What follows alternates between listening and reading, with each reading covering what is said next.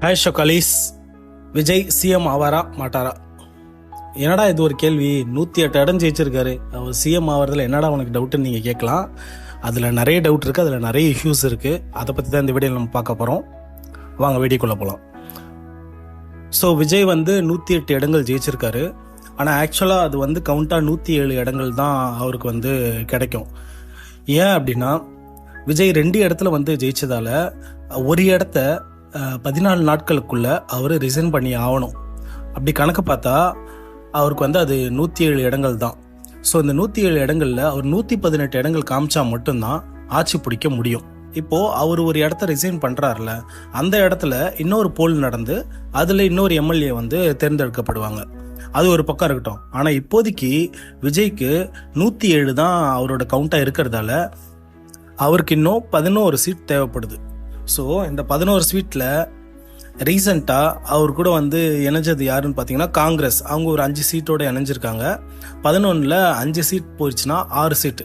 6 சீட்டில் ஒரு சீட்டாக கேப்டனோட ஒய்ஃப் விஜயோட இணைஞ்சிருக்காங்க. இப்போ விஜய்க்கு இன்னொரு 5 சீட் தேவைப்படுது. இந்த 5 சீட்டை காமிச்சாதான் அவரால் ஆட்சியே பண்ண முடியும். ஆக்சுவலாக இன்னைக்கு அவர் சிஎம் ஓத் எடுக்கிறதா இருந்தது. நேற்று 2 வாட்டி போயிட்டு ஆளுநர் மீட் பண்ணிட்டு வந்திருக்காங்க. பட் ஆளுநருக்கு போதுமான அளவு கான்ஃபிடன்ஸ் இல்லாததால இன்னைக்கு சிஎம் ஓத் செரமனி நடக்க வேண்டியது இருந்தது, அது தள்ளி போயிருச்சு. ஏன்னா விஜய் 108 காமிச்சே ஆகணுன்ற சிச்சுவேஷன்ல இருக்காரு. இது ஒரு பக்கம் இருக்கா. இப்போ அப்படியே டிஎம்கேக்கு போங்க. டிஎம்கே 59 இடங்கள் ஜெயிச்சிருக்கு. அதுவுமே கூட்டணி கட்சியோட சேர்த்து தான். இப்போ டிஎம்கே சைட்லேருந்து யாராவது விஜய்க்கு வருவாங்கன்னா அதுக்கு துளி கூட வாய்ப்பு கிடையாது. ஏன்னா இப்போ அதர்ஸ்ல இருந்து 20 பேர் அதர்ஸ்ல இருக்காங்க. அதுல இருந்து 6 பேர் வந்துட்டாங்க விஜய் பக்கம். அதுல 5 காங்கிரஸ், ஒருத்தவங்க நம்ம பிரேமலதா விஜயகாந்த் அவங்க வந்திருக்காங்க. ஸோ அந்த 20ல் 6 போயிடுச்சுன்னா மிச்சம் 14. அந்த 14ல் டிஎம்கேவோட கூட்டணியிலேயே இன்னொரு 5 இருக்குது. அது வரத்துக்கான வாய்ப்பே இல்லை. விசிகே பார்ட்டியும் அப்புறம் இன்னும் ஒரு சிலவங்க இருக்காங்க, அவங்க வரத்துக்கான வாய்ப்பே இல்லைன்னு தெளிவாக சொல்லிட்டாங்க. அப்படியே இன்னொரு பக்கம் பார்த்தீங்கன்னா ஏடிஎம்கே 47 இடங்கள் ஜெயிச்சிருக்காங்க. அவங்க கூட இன்னொரு எம்எல்ஏ பிஜேபி எம்எல்ஏவோட சேர்த்து கூட்டணியோட அவங்க 47 ஜெயிச்சிருக்காங்க. ஏடிஎம்கே கிளியராக எடப்பாடி சொல்லிட்டாரு, நாங்கள் யாருக்கும் சப்போர்ட் பண்ண மாட்டோம் அப்படின்னு சொல்லிட்டாரு. ஸோ அவங்க சைட்ல இருந்தும் யாரும் விஜய்க்கு சப்போர்ட் பண்ண மாட்டேன்னு சொல்லிட்டாங்க.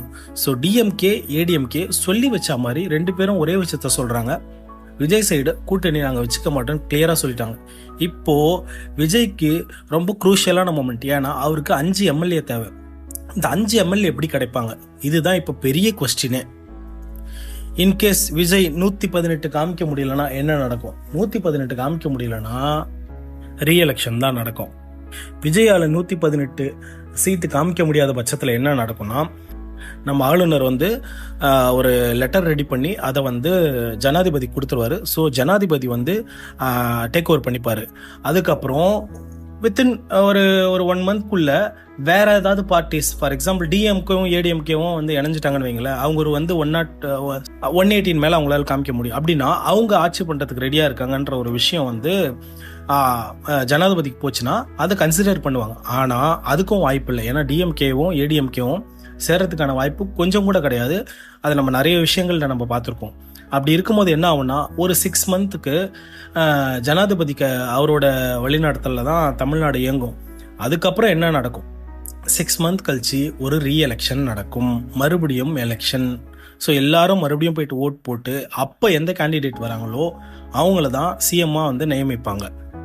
என்ன ப்ரோ சொல்றீங்க? அப்போ தளபதி சிஎம் ஆகிறதுக்கு வாய்ப்பே இல்லையான்னு கேட்டா இன்னொரு ஆப்ஷன் இருக்கு. அந்த ஆப்ஷன் என்னன்னா, இப்போ நம்ம அசம்பிளியில் 234 தொகுதியில் 234 ஆட்கள் கரெக்டாக இருக்காங்க. அதுதான் விஜய்க்கு இருக்கிற ஒரு பெரிய பிரச்சனையே. ஏன்னா 234 இருந்தால் அதில் பாதி +1 இவர் 118 காமிச்சே ஆகணும். அப்போதான் ஆட்சி அமைக்க முடியும். ஆனால் இதில் ஒரு சின்ன கேட்ச் இருக்கு. அந்த கேட்ச் என்னன்னா, இந்த 234 பேர் இருக்காங்கல்ல, இப்போ விஜயால ஒரு 10 எம்எல்ஏவை கன்வின்ஸ் பண்ணி அவங்கள ரிசைன் பண்ண வைக்க முடிஞ்சா, அதாவது என் கட்சியில் சேரலனாலும் பரவாயில்ல, நீங்கள் டிஎம்கே எம்எல்ஏஸோ இல்லை ஏடிஎம்கேவோ இல்லை அதர்ஸில் இருந்தோ ஒரு 10 பேரை விஜய் ரிசைன் பண்ண வச்சுட்டாருன்னா அசம்பிளியில் 234 இருக்காது, 224 தான் இருக்கும். அப்போது 234 பதிலாக 24 இருக்கிற பட்சத்தில் என்ன நடக்கும்னா 108 பேரை வச்சு, அதாவது 107 விஜய்க்கு இருக்கு இல்லையா, அதை வச்சே அவர் ஆட்சி பண்ண முடியும். இதுக்கான வாய்ப்பு இருக்கான்னு கேட்டிங்கன்னா அதுவுமே ரொம்ப ரொம்ப ரொம்ப ரொம்ப கம்மி. 10 எம்எல்ஏ எப்படி ரிசைன் பண்ண வைக்கிறது இருக்கலே பெரிய டாஸ்க். இது ஒரு ஆப்ஷன் தான் சொன்னேன், ஆனால் இந்த டாஸ்க்கை பண்ண முடியுமானா அதுக்கான வாய்ப்பு கொஞ்சம் கூட கிடையாது. ஸோ விஜய் இப்போ இருக்கிறது ரொம்ப கிரிட்டிக்கலான சுச்சுவேஷன். இன்னைக்கு ஓட் செர்மனி அவர் எடுக்க வேண்டியது தள்ளி போயிருக்கு. அது இதுக்கப்புறம் என்னைக்கு வரும்னே தெரியல. ஒரு பக்கம் காங்கிரஸ் சப்போர்ட் இருந்தாலுமே விஜய்க்கு இன்னும் 5 இடங்கள் தேவைப்படுது. அந்த 5 இடங்கள் யார் கொடுப்பாங்க? அந்த 5 எப்படி விஜய் கிடைக்கும்? பாமக 4 இருக்கு. அந்த பாமக இன்கேஸ் விஜய் கூட வர்றாங்கன்னா அவங்க விஜய்க்கு வைக்கிற பெரிய செக் என்னன்னா, அன்புமணி தான் துணை சிஎம்மா இருக்கணும்ன்றது ஒரு கோரிக்கையா வச்சிருக்காங்க. அது நடக்குமான்னு கேட்டா நடக்கிறதுக்கான வாய்ப்பு ரொம்ப கம்மி. 4 சீட்டுக்காக துணை முதலமைச்சர் கொடுத்துருவாங்களான்னு கேட்டா எந்த கட்சியுமே கொடுக்கறதுக்கு யோசிப்பாங்க. பட் விஜய் இதை யோசிக்க வேண்டிய இடத்துல இருக்காரு. ஏன்னா அவருக்கு முக்கியமா ஒரு 5 பேர் தேவை. ஓகேங்க, இப்போ விஜய் அப்படி இப்படின்னு சொல்லிட்டு 118 கணக்கு காமிச்சாலுமே அவர் சிஎம் ஆனாலுமே ஒரு பெரிய பிரச்சனை இருக்கு. அது என்னன்னு சொல்றேன் கேளுங்க.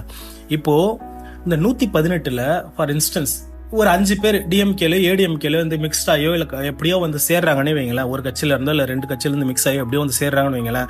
இவர் 118 இல்லை 119 120 கூட கணக்கு காமிச்சிட்டு சிஎம்மா பதவியில உட்காந்துட்டாருன்னா அதுக்கப்புறம் அவருக்கு இன்னும் பெரிய ப்ரெஷர் என்ன இருக்குன்னா, இவங்கெல்லாம் சேர்ந்தாங்க இல்லையா, இந்த எம்எல்ஏஸ் எல்லாம் ஆட்சி 5 வருஷம் பண்ற வரைக்கும் அவர் கூடவே இருக்கணும்.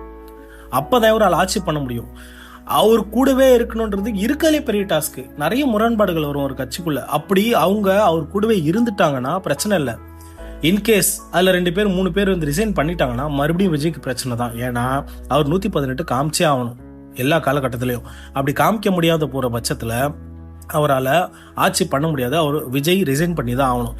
இந்த சிச்சுவேஷன் விஜய்க்கு பிரச்சனை. ஸோ விஜய் 118 அப்படின்னு இல்லாம 125 130 அப்படின்னு காமிச்சா மட்டும்தான் விஜய்க்கு பெரிய சப்போர்ட் இருக்கு, பெரிய பாசிட்டிவ்னஸ் இருக்கு. ஏன்னா அவர் 118க்கு பதிலாக ஒரு 125 அப்படி 130 காமிச்சிட்டாருன்னா ஒரு 2 எம்எல்ஏ ரிசைன் பண்ணி போனாலும் பிரச்சனை இல்லை அப்படின்னு இருக்கும். அப்படி இருக்கிற பட்சத்தில் எம்எல்ஏ ரிசைன் பண்ணி போறதுக்கே யோசிப்பாங்க.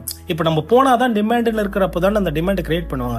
இப்போ நம்ம போனால் டிமாண்ட் ஆல்ரெடி அவருக்கு எக்ஸஸ் ஆள் இருக்கு அப்படின்ற ஒரு விஷயம் இருக்கிறதால எம்எல்ஏஸ் அதை யோசிப்பாங்க. ஆனால் வெறுமனே 118 இல்லை 119 120 வச்சுட்டு போனார்னா அங்கே போற எம்எல்ஏ ஃபார் இன்ஸ்டன்ஸ் துரேந்தர் மாதிரி போறாங்கன்னு வைங்களேன், ஸ்பையா போயிட்டு ஆட்சி அமைக்க வச்சுட்டு அப்புறம் கவுத்தரலாம் அப்படின்னு நினைச்சாங்கன்னா அது விஜய்க்கு பெரிய ரிஸ்க்.